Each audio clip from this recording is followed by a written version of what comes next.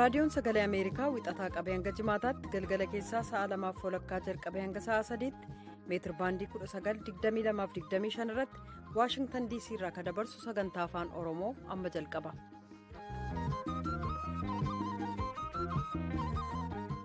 bakka irraa nu dhaggeeffataa jirtan maratti nagaan keenya sinaa gahu dhaggeeffatoota keenyaa attamooltan waxabajjii 6 bara 2017 keessummeessituun keessanarraa antuu jubee horaati. Babaratooleen sooraalaa keettoo duusanitti hima Faransaayii fi London eegumsi jabaa keessa jiranii lafti isaaniillee xiqqoo soda qabdi. Faransaayyitti har'a nama tokkottu hamer yookaan ammoo burris jennu kanaan fudhate poolisiitti baafate eegumsi jabaa jala jirti biyyattii tuni.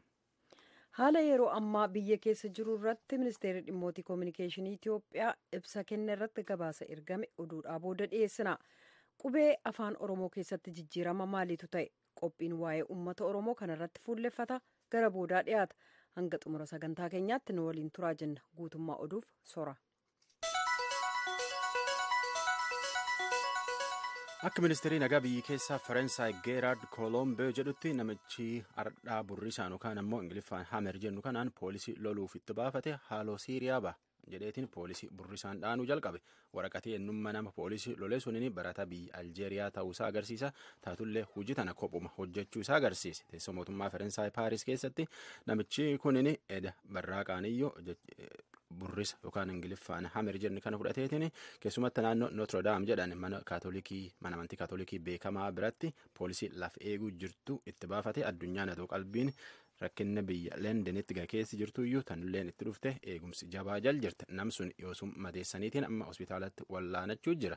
Eble Dabrellee namuma kanaatti makiinaa poolisii tokko Faransaay keessatti naannoo Champs Elysees jedhanitti lole sun irratti poolisii tokko ijjeessanii lamatti mammadaa'e. Namsunillee achumatti ijjeessanii tanaaf Paaris yookaan ammoo Faransaay eegumsi jabaa jala jirti. Pireezidaantiin Ameerikaa yoo hedduu Doonaald Tiraampitti yoo dubbatu tiwiitar irratti waan hedduu namii hedduun irratti wal falmu barreessuun beekama. Galgalallee waan duraanuyyuu mana murtii irratti dide namni biyyi musliima biyyi balaa qabdu jedhe biyya keessa dhufu ofirraa dhowwuu mallee jedheetiin barreesse. Biyyittii inni biyyoota balaa qabdu jedhan tunin biyyoota harki guddaan musliimaati dhuguma biyyooti balaa qaban ofitti seenuu dhowwuurraa. Biyyoota akkana ofitti seenuu dhoorreetiin nam keenya nagaa keenya jabeessine eegachuu mallee jechuun dubbate. Suniin duratti ammoo Tiraamp ministeerii haajaa alaa Ameerikaa haja jennee musliim biyya Ameerikaa dhufuu dhoowwaniif baaseen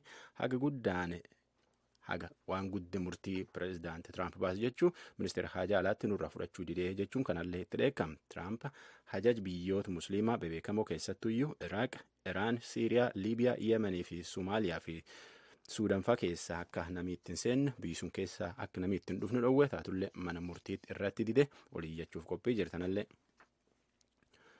Waraana Ameerikaan qarqaartuu ka Siiriyaa keessatti ISIS hadhuu jiru SDF magaala raqaa harka ISIS irraa deebifachuuf har'a lol jabaa jalqabe.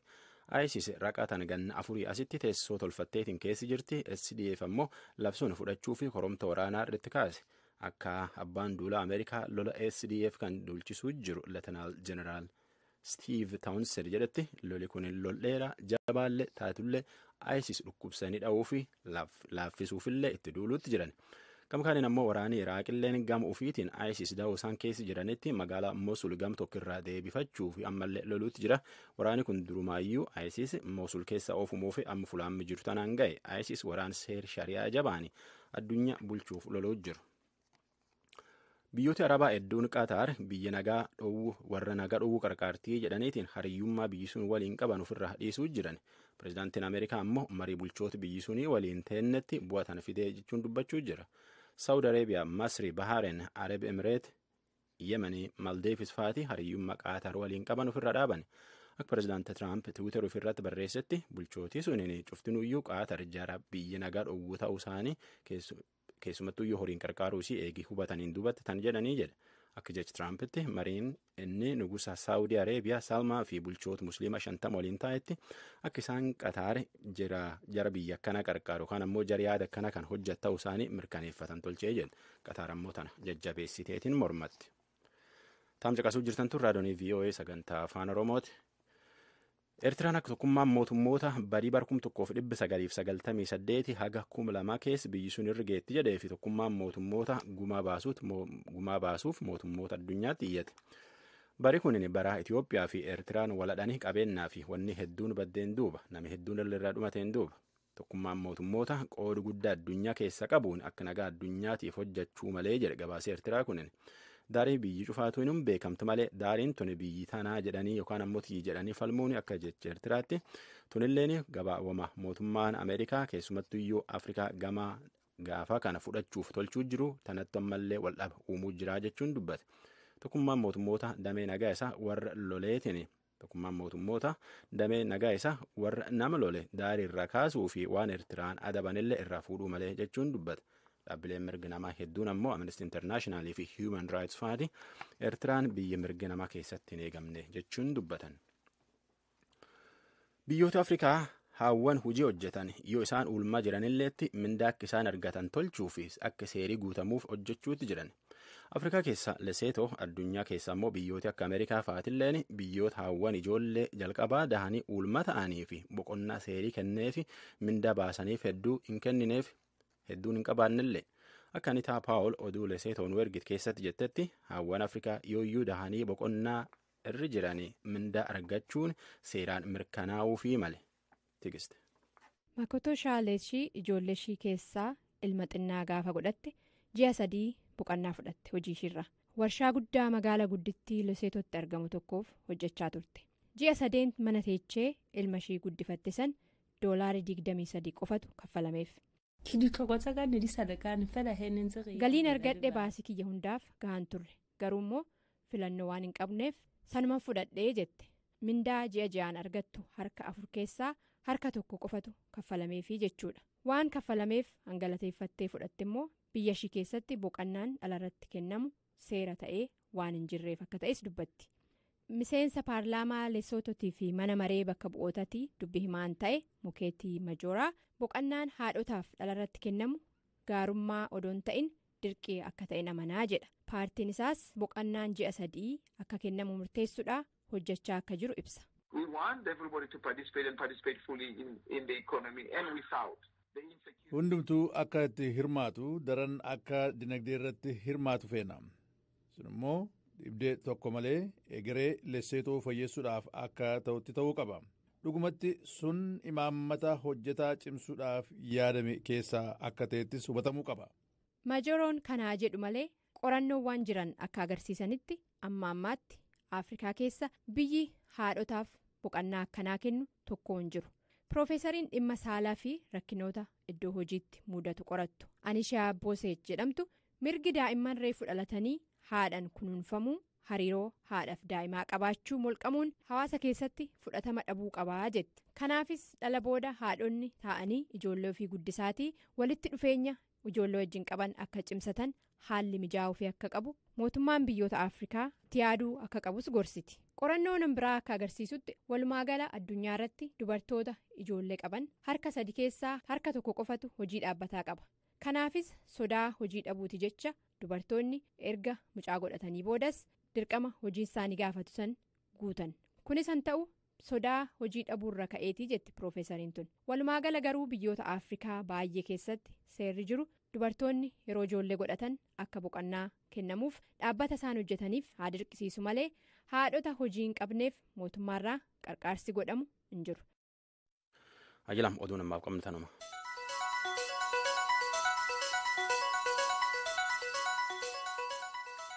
Kan dhaggeeffataa jirtan raadiyoo sagalee Ameerikaa sagantaa afaan Oromooti.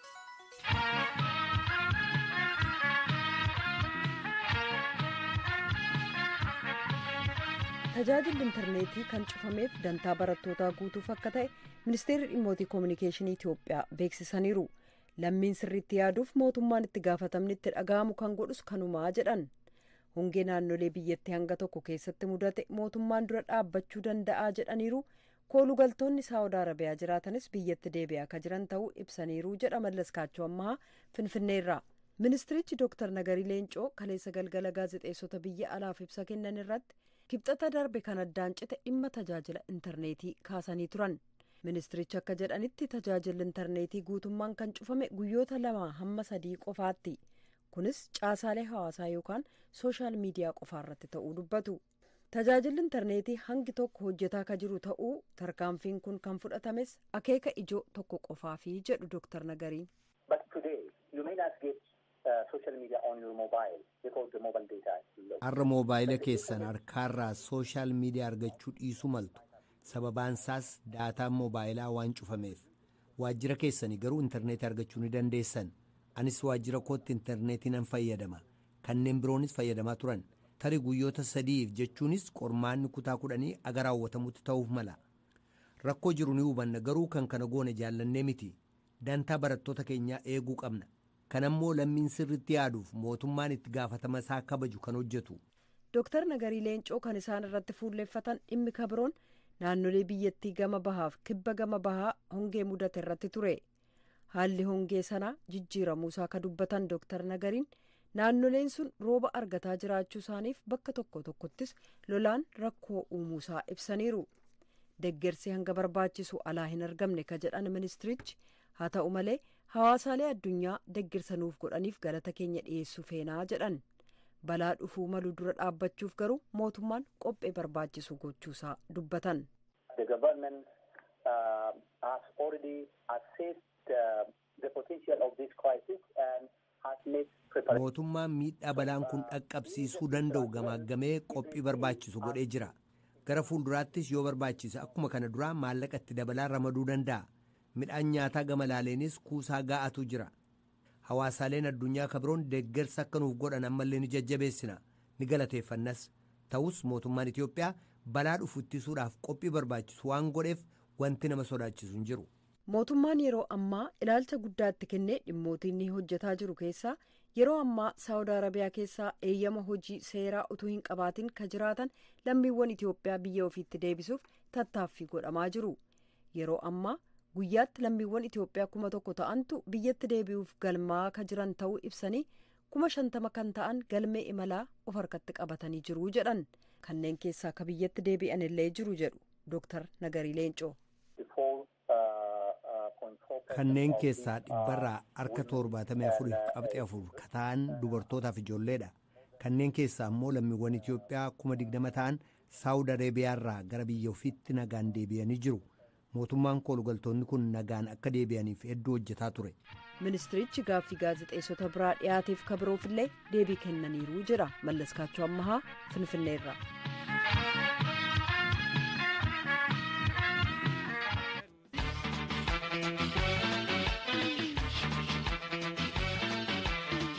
Waa'ee uummata Oromoo kana beektu laata?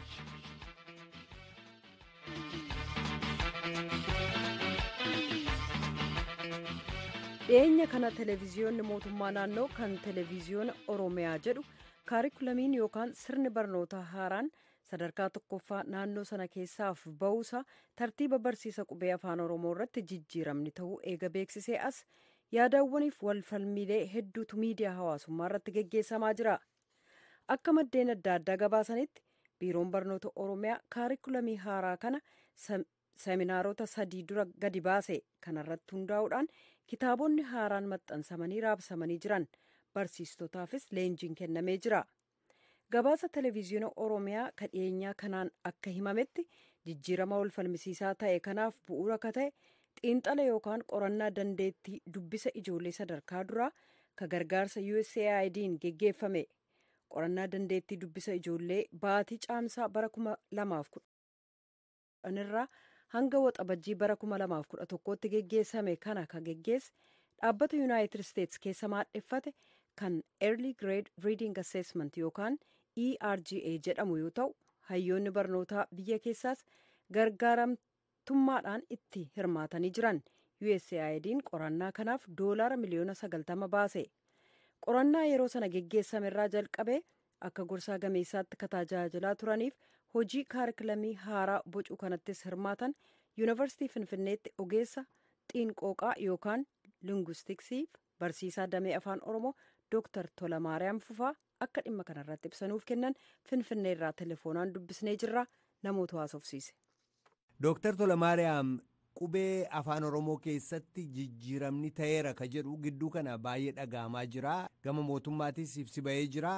Namoonnis yaada adda addaa kennaa jiru. Mee maalti jijjiirame isarraa jalqabnu?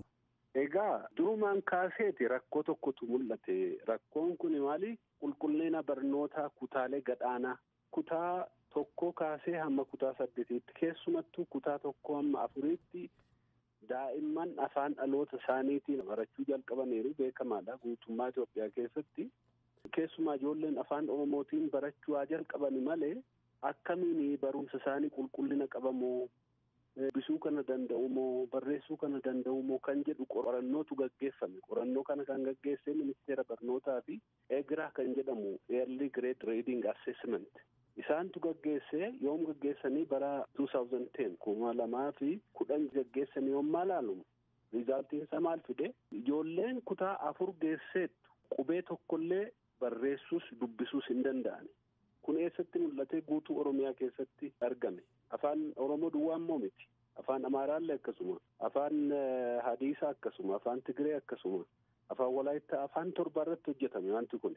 Dubbisuu hin danda'an ijoolleen. Kanaaf ministeerri barnootaa maal godhe?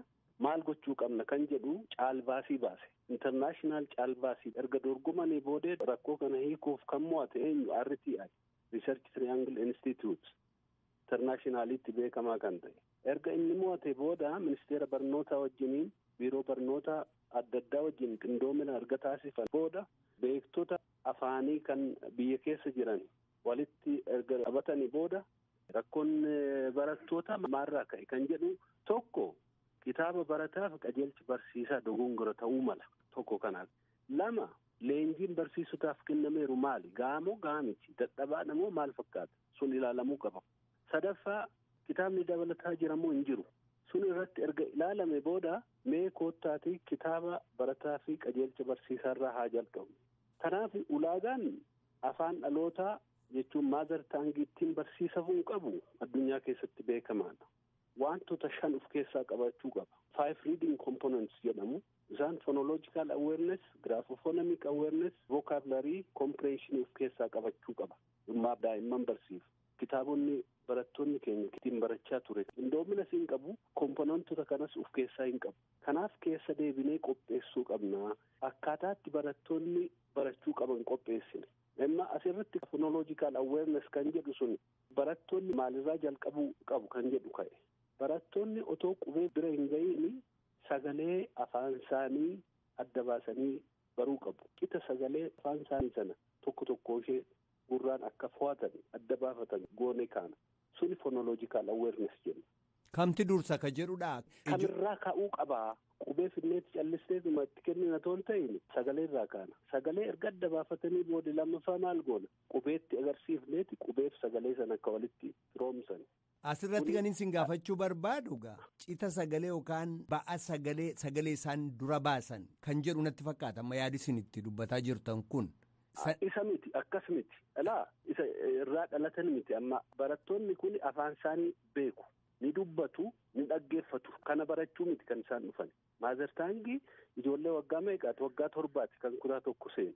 Dubbachuuf dhaggeeffachuuf miti kan isaan dhufan. Nuti kan barsiisuu qabnu reading, qubee dubbisuu fi qubee barreessuu akka danda'an gochuufi.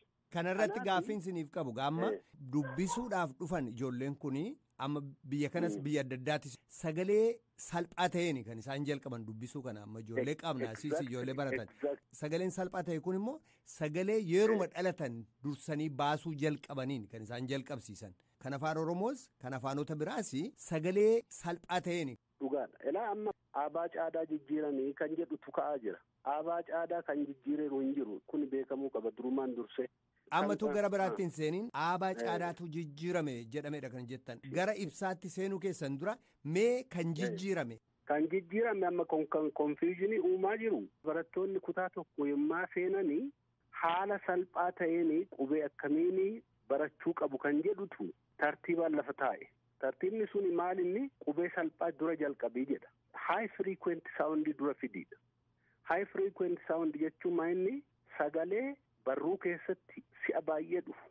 Sagalee afaan Oromoo ta'ee sagalee barruu keessatti si'a baay'ee dhufu. Sagalee namni yeroo baay'ee dubbatu. adda baasiitiis sagalee sanaan jalqabii jedha. Tokko kana. Lammaffaa sagalee bocuuf yookiin barreessuuf baay'ee salphaa ta'e irraa ka'ii. Sagalee salphaa maaltu ta'e? Laatu ta'e. Laa caalaa kan salphatu hin jiru. Ulaagaa sadaffaan maal jedhaa? Sagalee ambiguous sound yookiinis sagalee waliin dha'uu danda'an walirraa fageessii fidii jedha. Fakkeenyaaf amma baa fi daa al tokko yoo barsiifte daa'immaniif waluma tokkotti fakkaata. Kanaaf walirraa fageessii fidii jedha. Walirraa fageessinee keenya. Itti aanee qubee dachaa dura hin barsiisiin jedha. Qubee qeentee erga barsiiftee booda qubee dachaa fidii jedha. Shanaffaa irratti maal jenna? Qubee ergisaa booda barsiisi. Afaan isaanii erga baratanii booda fidii jedha. Ulaagaawwan kun sadarkaa addunyaatti haalatti sammuun namaa haala salphaarraa gara cimaatti akkaataa galuufiin kun international kognitiiviin nama sammuun nama akkasitti qabata. Tartiibni kun garuu meetodoloojikaalii kutaa tokko duwwaaf malee aabaa caadaa jijjiirraa ilaallatu miti. Yeroo gabaabaa keessatti barattoonni kun akka barreessanii akka bocaniif malee tartiiba kanaanii qubeen afaan Oromoo jijjiirame kan jedhu hin jiru. Aabaa caadaa jijjiiruullee hin dandeenyu eenyullee jijjiiruu hin danda'u sana. Tole kan isin jedhu gaamma gaaffiin kan irratti qabu sagalee yeroo walitti fidanii jechoota barreessan kamiinaa jalqabamuudha moo? Isa duwwaa egaa amma fakkeenyaaf laa barsiifna torbaan har'a keessatti torbaan isatti dhufutti immoo haala tartiiba sanaan aatu jira. Achumarraa ka'iitii jecha uumiitii dubbisuu haa jalqabaniidha barattoonni. Amma fakkeenyaaf laa barsiifte aa barsiifte yoo ta'e ala jettee barsiifta. Itti aansitee immoo gaa barsiifta torbaan itti aanu keessatti. Haala kanaan tarkaanfiitiin sadarkaa guddaa bira ga'u. Kutaa lama keessatti fixu. Kutaa lama keessatti erga fixanii booda eeggatanii akka barbaadanitti fayyadamu. Amma akkas yeroo jettan aabaa caadaatti kan bu'e hin jiru yeroo jettanii yeroo qubee baratan ijoolleen kun dhufanii mana barnootaa yeroo seenan aabaa caadaa jechuun yooma dhufan akkuma ABCD jedhanii afaan Ingiliziitiin barreessanii haahuu jedhanii akkuma afaan Amaaraatiin barreessan jechuudha. Ijoolleen kun yeroo mana barnootaa dhufan akkuma durii aabaa kan jedhu tartiiba sanaan baratu moo hin baratan? Kaarikuleemiin nuti qopheessine reading based kan anaa hubachuu qabda. Egaa Dooktar Tolamaariyaam kan isin jettanii dubbisuudhaaf salphaa kataa irraa jettaniittu. Fakkeenyaaf ijoolleen yeroo dhalattu dura laa jetti miti. Aa jetti, baa jetti. Akkasuma immoo ijoolleen utuma haadhallee hin jedhiin baan salphaa ta'uu isaarraa baa jetti ijoolleen. Caalaa haadhattutuu dhiyaattee jirtu garuu qubeen baa jedhu salphaa ta'uu isaarraati jechuudha. Kanaafi akkamitti laan aarra laan baarra salphaa ta'ee kan jedhamurra ga'uu dandeessan. Egaa laani kan salphatu bocuufi barreessuufi maaliif ijoolleen mana isaaniitti sagalee isaanii ni beeku sirriitti dubbachuu danda'u barreessuuf dubbisuuf kan isaan dhufan. Kanaaf barreessuu immoo haala salphaarraa jalqabu. Aarraa yoo jalqabani laatu salphata. Afaan Oromoo keessatti laa caalaa salphata kan jedhu hin jiru. Laa uleedhuma tokko lafa kaa'aa laa jenna. Laan kun salphata. Maaliif dubbisuufis barreessuuf.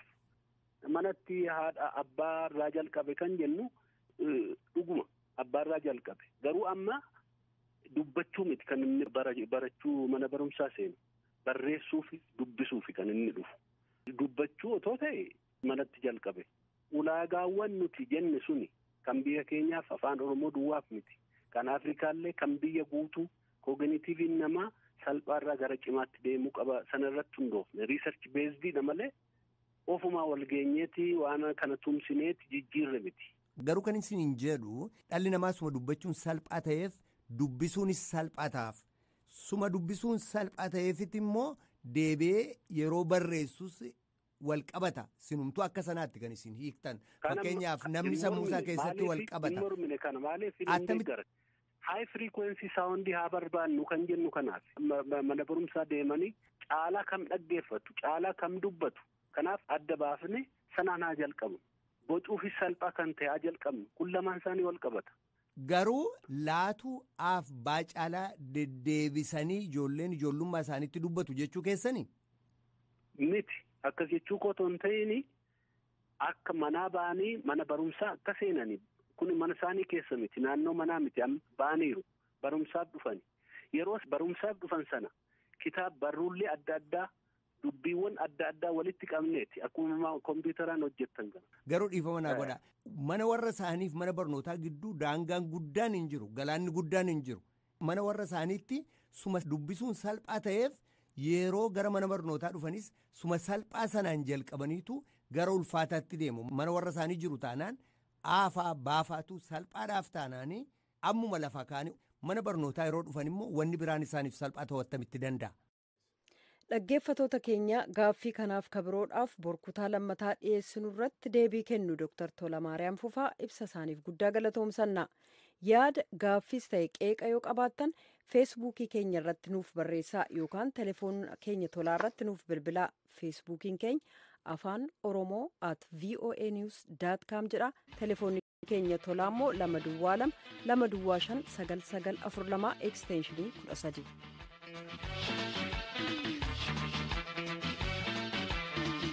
Qajeelam qophiiteen fixachuun duratti mataa oduu irra deebi'ee sanitti teessoo mootummaa Faransaay Paaris keessatti namichi tokko poolisii lafee burris Ingiliffaan hamer jennu kanaan dha'uun itti seenee isallee yoo sumra isaasaan dha'aniitiin amma ollaanuutti hin jiran. Akka ministeerii nagaa biyyi keessaa Faransaay Geeraard Koolomb jedhetti namichi poolisii lafee eegu lole kunin haaloo Siiriyaa baanaa jedhetiin nam kana dha'uu jalqabe Faransaay eegumsi jabaa jali jirti duruu uuma akkanaatti itti deebi'allee. Pireezidaantiin Ameerikaa Doonaald Tiraamp yoo hedduu tiwiiterii irratti wanni inni barreessu nama hedduu dallansiifti waan hedduu wal nam dubbachiiftillee galgalallee waanum duraanuu murtii irratti kenneetiin manii murtiillee irratti tite biyyi balaa qabdu jedhe ija keessa biyyi musliimaa jechuu isaati Ameerikaatti warra dhufu ofirraa dhoorraa jedheetiin dubbate tan ammoo manii murtiillee irratti hin fudhanne armumaan duralleetti ajaji kanallee ministeera haajaa ala biyyi keessatti nurra qeleedhahee jechuun dubbate. Waraanni Ameerikaan Siiriyaa keessatti qarqaartu ISIS hadhuutti jiru SDF magaalaa raqaa harka ISIS irraa deebifachuuf loluutti jira. Biyyi Arabaa hedduun Qatar jara biyyi nagaa dhoowwuutti horiin qarqaartii jechuun hariyyummaa isaanii gargar kutachuu jiran. Pireezidaantiin Ameerikaa immoo marii bulchoota tan waliin goonettu tan fidee jedha. Mataan oduu fi oduu namaaf qabatanu. Raadiyoon Sagalee Ameerikaa galgala keessaa sa'a 2:00 jalqabee hanga sa'a 3:00 wixataa hanga jimaataatti qophii afaan Oromoon dabarsu asirratti raawwata. Qophii boriitiin walitti deebinaa nagaatti bula. Amma sagantaa afaan Amaaraatu itti fufa.